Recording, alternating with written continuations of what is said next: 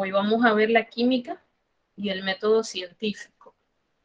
Vamos a ver esa aplicación del método científico en lo que es la ciencia química. Entonces, pues, ¿qué hace? ¿Qué hace o qué busca generalmente una ciencia? Lo primero que busca son explicaciones a fenómenos que están alrededor de nosotros. Se fundamenta pues en leyes y principios generales para decir o para sustentar por qué lo que está diciendo es o no.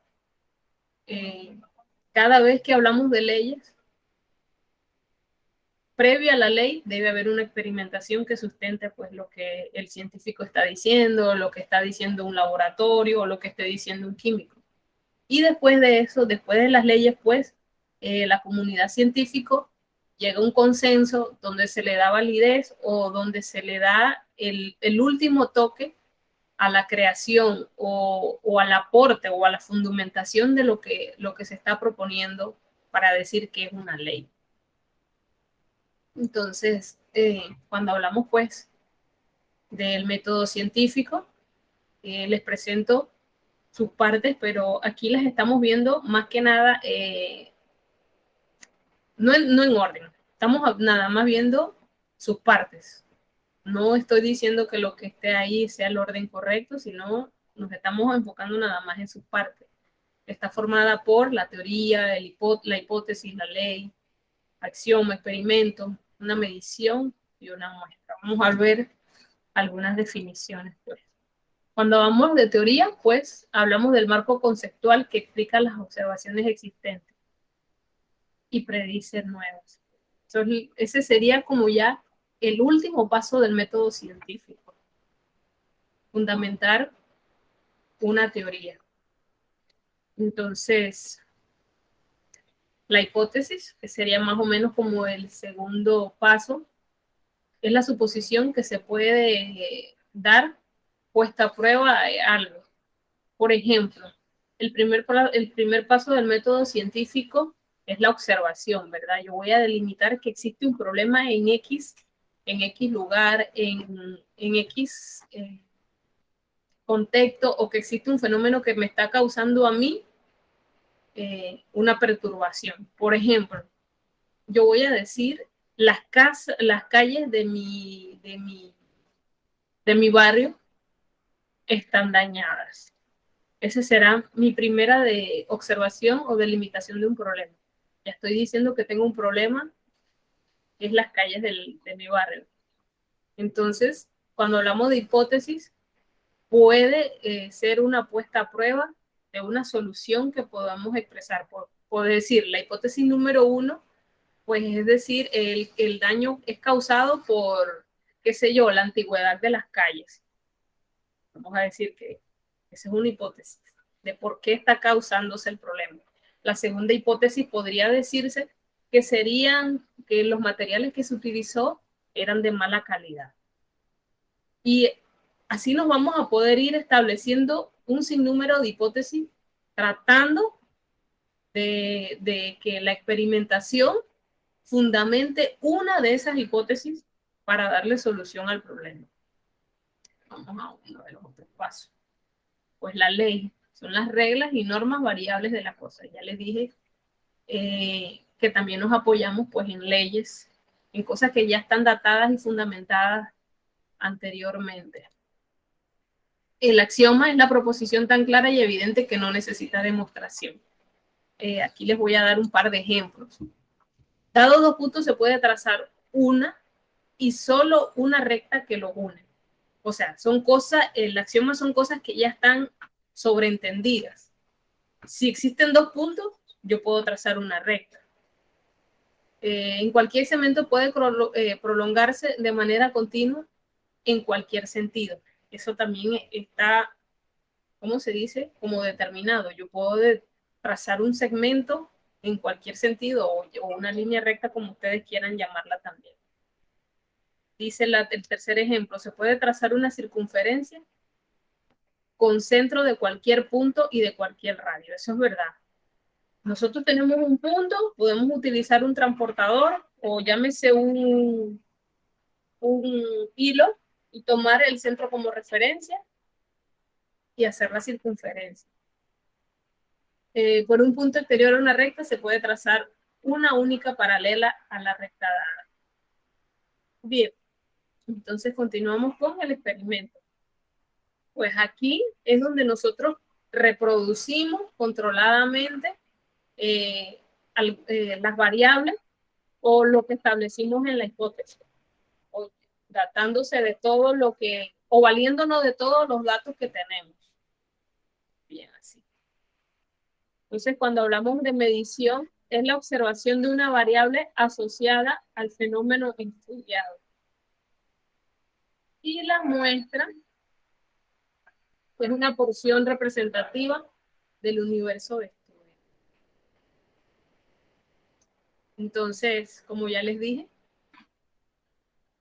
la primera parte sería curiosidad. Yo tengo que datarme o decir o expresar que tengo un problema o que quiero resolver algo. Es lo correcto, quiero resolver algo. Entonces partimos de la hipótesis. Luego vamos a partimos de la observación. Luego vamos a la hipótesis, luego a las predicciones, los experimentos. En los experimentos vemos qué fallo, qué verifiqué, qué comprobé. Luego de todo esto publico, luego presento mis leyes, mi teoría, la comunidad científica dice si acepta o no y se atribuye pues a un conocimiento. Bien, existen, ¿cómo les digo esto? Existen diferentes tipos de estudios, porque el método científico más que nada es como un estudio. Son los pasos progresivos para resolver un problema. Entonces, los estudios pueden ser deductivos, pueden ser inductivos o pueden ser hipotéticos deductivos también. Entonces, más concretamente, la idea del método científico es el progreso de la generación de teorías, es un proceso inductivo. Los hechos individuales se convierten en afirmaciones. Por ejemplo, este cisne es blanco. El segundo cisne es blanco. El tercer cisne es blanco. Ya estoy diciendo o afirmando algo, ¿verdad? En concreto, todos los cisnes son blancos. Hablamos de los hechos individuales que se convierten en afirmaciones generales. Vamos a hablar ahora del empirismo lógico. Bien, las observaciones son a base también de teoría. Y también el conocimiento se fundamenta de observaciones empíricas o de una base empírica. Primero vemos hechos, luego teoría. Luego vemos justificación, que son la conexión de los hechos con la teoría para poder explicar. Y entonces este método hipotético deductivo busca verificar las teorías. Entonces, la parte escrita de todo estudio, pues, está compuesta de lo que ya vimos anteriormente en la diapositiva 12, donde viene la observación, la hipótesis, las predicciones, la experimentación, si funciona o no, si validé, si mis resultados fueron los correctos o no, luego la publicación, la aceptación de la comunidad científica y demás.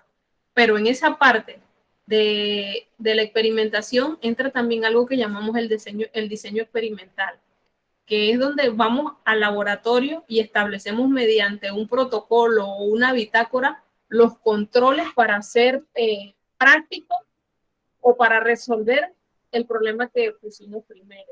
Vamos de nuevo, problemas, observaciones, hipótesis, diseñamos y los conocimientos existentes.